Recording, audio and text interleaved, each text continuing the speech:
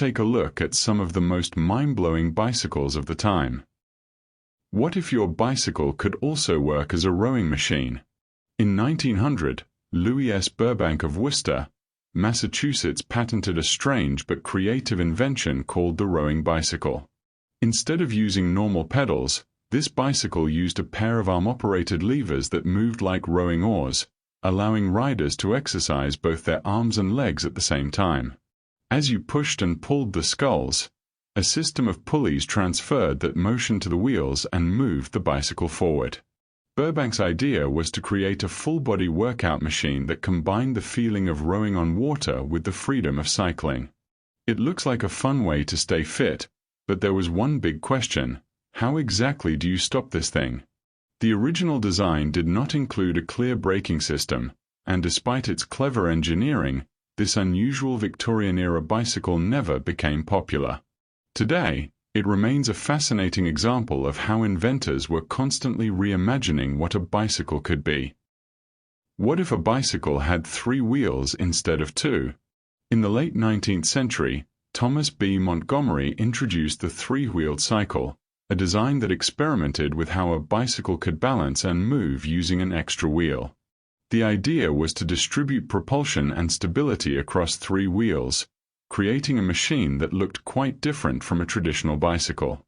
But here's the surprising part: despite its unusual appearance, it didn't completely reinvent cycling.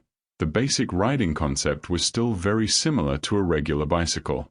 The third wheel mainly changed the structure and stability of the design.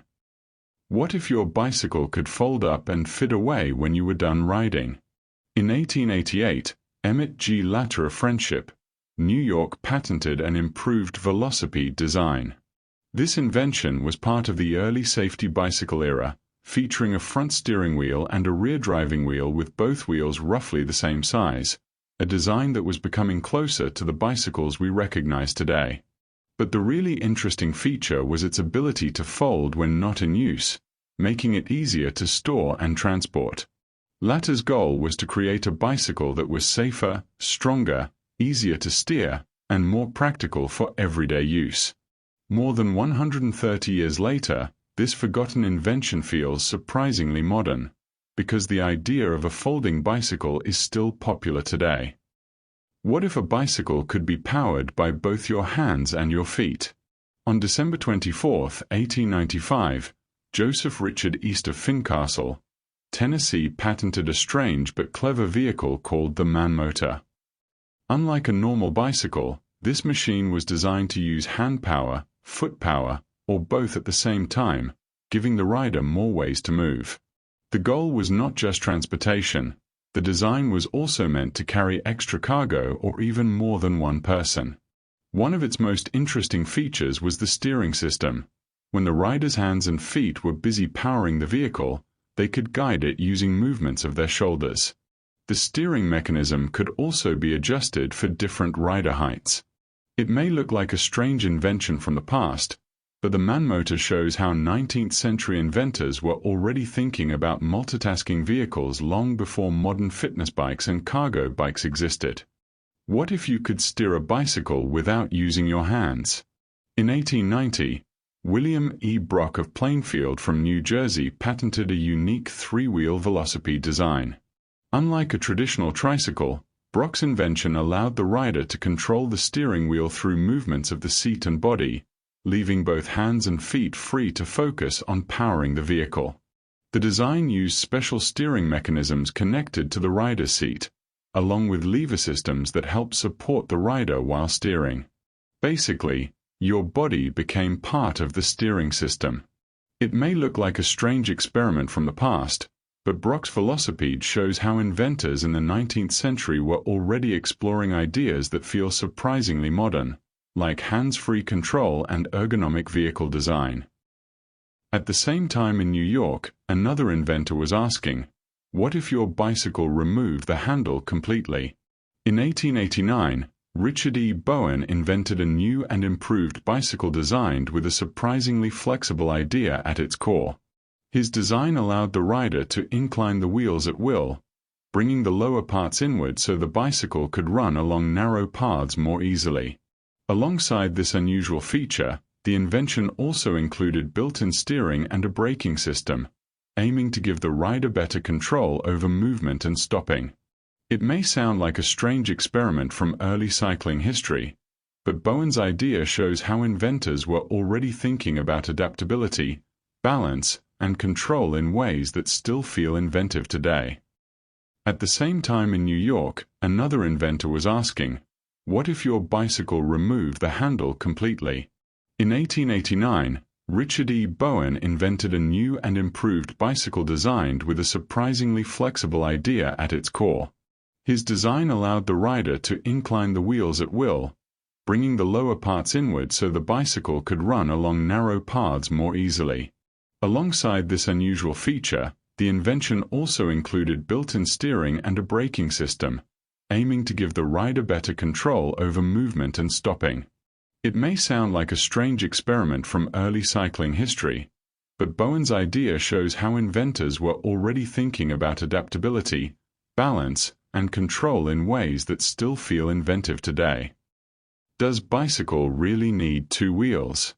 In this invention, Hermann Ganswind by 1887, a German inventor living in Schönberg near Berlin, Germany, describes an improved monocycle designed as a new kind of cycling machine. The idea was to reduce friction on the ground compared to bicycles and tricycles, making it easier to ride in theory. But earlier monocycles had a major problem. Riders struggled to maintain balance and control, making them mostly suitable only for skilled performers and exhibitions. Ganswind's solution was a new driving mechanism using a belt and disc pulley system powered by treadles positioned beneath the wheel's axle. This setup was intended to give the rider better stability and a more secure forward motion, helping them maintain balance more easily while riding.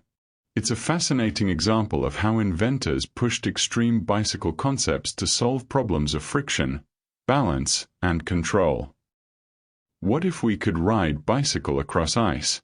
In the late 19th century, Peter A. Snyder of Jersey City, New Jersey designed a unique ice velocipede that turned cycling into a winter activity.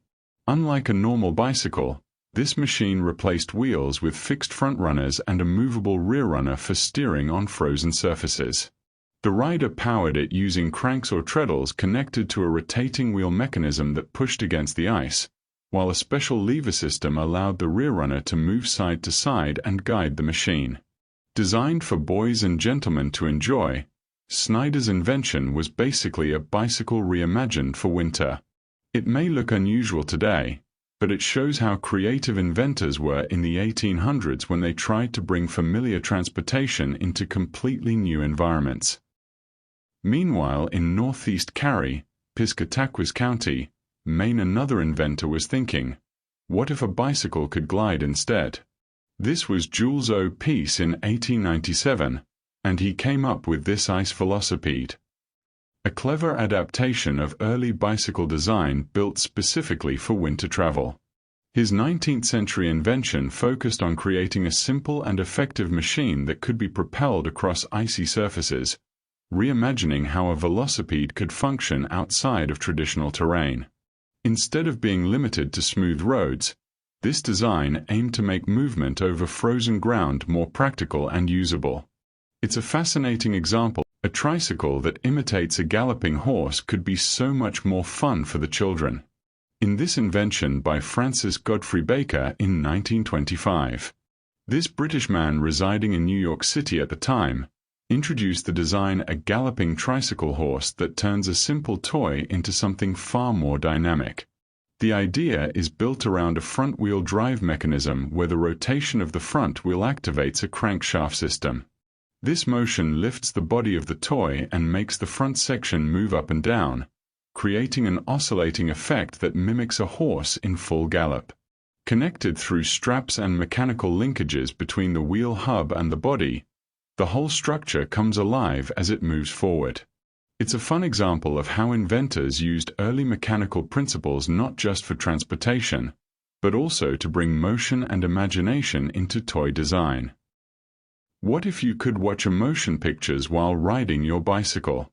In a patent filed in 1935 and issued on February 22, 1938, a chariot vehicle was designed in the United States as a self-propelled ride for juveniles with a very unusual twist.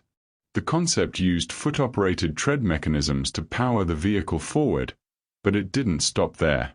As the rider pressed the treadle system, that motion was also transferred into mechanical linkages that animated animal figures built into the design. These figures, connected through clever mechanical arms, would move their heads in lifelike, rhythmic motions, almost like they were reacting to the rider's movement. The result was part vehicle, part mechanical performance, turning simple propulsion into a playful animated experience. It's a fascinating example of how early inventors blended transportation with entertainment to create something far more imaginative than just a ride. So there you have it, some of the most insane bicycle designs ever patented. Are they bizarre or genius? And more importantly, which one would you bring back today?